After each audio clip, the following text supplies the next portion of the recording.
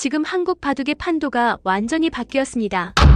농심 신라면배에서 한국의 마지막 주자 신진서 구단이 일본 최강을 제압하며 전대미문이 19연승을 기록했습니다. 이 한판으로 한국은 탈락 위기에서 단숨에 우승 후보로 돌아섰습니다. 왜 이 승리가 단순한 1승이 아닌지 궁금하지 않으십니까? 왜 일본 바둑의 상징이 이토록 힘없이 무너졌는지 의문이 남습니다. 그리고 왜 한국 바둑은 언제나 마지막 순간 단 한 사람에게 모든 운명을 맡기게 되는 것인지 질문이 시작됩니다.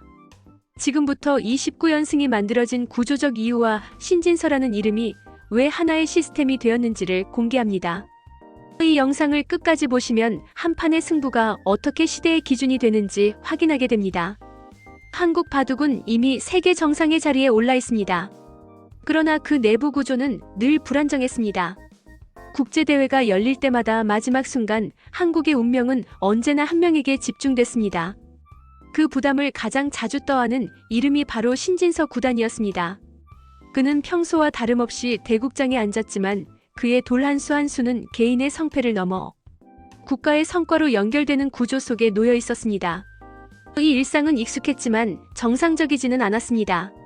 이 구조가 계속 유지될 수 없다는 사실을 모두가 알고 있었습니다. 농심 신라면배에서 한국은 다시 벼랑 끝에 섰습니다. 앞선 주자들이 모두 탈락하며 남은 선수는 신진서 구단 한 명뿐이었습니다. 이제 패배는 곧 탈락을 의미했습니다. 상대는 일본을 대표하는 최강자 이야마 유타 구단이었습니다. 이 대국은 단순한 한일전이 아니었습니다. 한국의 연속 우승 도전이 이어질지 아니면 흐름이 완전히 끊길지를 가르는 분기점이었습니다. 이 순간 변화하지 않으면 모든 것이 끝나는 상황이 도래했습니다. 19연승이라는 기록은 위대한 성과였지만 동시에 거대한 압박이었습니다. 연승이 이어질수록 패배의 순간은 더 크게 부각됐습니다. 최근 국제대회에서의 패배 경험 초읽기 압박, 체력 소모까지 모든 위험 요소가 현실적으로 존재했습니다.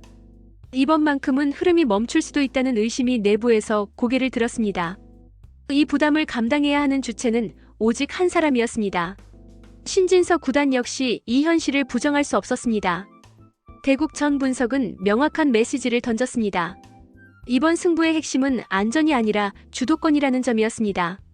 수비적으로 버티는 순간 상대의 노련함에 끌려갈 가능성이 높아진다는 판단이 나왔습니다. 이야기의 주제는 분명해졌습니다. 두려움을 관리하는 것이 아니라 판을 지배해야 한다는 선택이었습니다. 이제 되돌아갈 수 없는 갈림길에 도달했습니다. 대국이 시작되자 신진서 구단은 초반부터 강한 메시지를 던졌습니다. 타협 없는 포석과 빠른 판단으로 주도권을 잡았습니다. 이전처럼 안전한 길을 선택하지 않았습니다. 이 순간 그는 마지막 주자라는 역할에서 벗어나 판을 설계하는 중심 인물로 이동했습니다. 이 선택은 이미 이전 세계와의 결별을 의미했습니다. 이야마 유타 구단은 일본 바둑의 상징이었습니다. 노련한 운영과 흔들리지 않는 수읽기로 반격에 나섰습니다.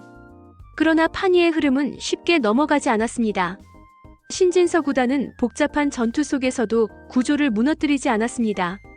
이 승부는 개인 간의 대결을 넘어 시대 간의 기준 싸움으로 확장됐습니다. 중반에 접어들며 신진서 구단이 형세 우위를 잡았습니다. 그러나 이 지점이 가장 위험한 순간이었습니다. 조금의 방심도 허용되지 않는 구간이었습니다. 그는 이 대국을 단순한 승리의 문제가 아니라 끝까지 흔들리지 않는 완성도의 문제로 다시 정의했습니다. 여기서부터 이야기는 새로운 방향으로 전환됐습니다. 초읽기가 시작되며 외부 압박이 강해졌습니다. 집중력과 체력 모두 한계에 가까워졌습니다. 내부적으로는 작은 실수 하나가 모든 것을 무너뜨릴 수 있는 상황이었습니다. 그러나 신진서 구단은 흔들리지 않았습니다. 판은 더욱 복잡해졌고 그 안에서 그는 오히려 더 단단해졌습니다. 187수 만에 이야마 유타 구단이 돌을 거뒀습니다. 신진서 구단은 농심배 19연승이라는 기록을 세웠습니다. 이 기록은 단순한 숫자가 아니었습니다. 스스로 세운 기준을 스스로 다시 넘어선 순간이었습니다. 모든 부담을 감당한 끝에 얻은 결과였습니다. 승리 직후에도 긴장은 끝나지 않았습니다. 다음 상대는 중국의 강자 왕싱아오 구단이었습니다. 과거 패배의 기억이 남아있는 상대였습니다. 짧은 휴식 속에서 신진서 구단은 다시 처음으로 돌아갔습니다. 기록이 아니라 다음 한 판에 집중해야 하는 시간입니다. 왕싱아오 구단과의 대결은 또 다른 시험이 될 예정입니다. 그러나 이제 신진서 구단은 단순한 선수 이상의 존재가 됐습니다. 그는 흐름을 읽는 기준이자 상대가 넘어야 할 벽이 됐습니다. 이 최종 승부에서 증명해야 할 것은 연승이 아니라 시대의 중심이라는 사실입니다. 신진서 구단의 승리는 개인 기록을 넘어 한국 바둑의 구조를 바꾸고 있습니다. 의존의 대상이 아니라 기준의 존재로 자리 잡았습니다. 한국 바둑은 다시 한번 정상 도전을 이어가게 됐습니다. 이 이야기는 아직 끝나지 않았습니다. 그리고 그 다음 수는 지금 이 순간에도 준비되고 있습니다.